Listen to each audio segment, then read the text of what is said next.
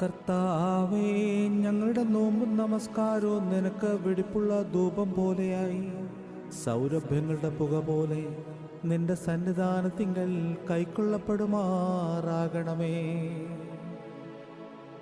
ശുദ്ധമുള്ള നോമ്പ് ജയത്തിൻ്റെ അടയാളവും ശത്രുവാകുന്ന ദുഷ്ടന്റെ നേരെ തോൽക്കാത്ത ആയുധവും ആകുന്നു.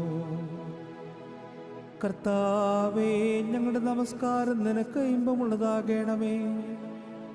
ഞങ്ങളുടെ അപേക്ഷ നിന്റെ തിരുമുൻപാകെ പ്രവേശിക്കുമാറാകണമേ.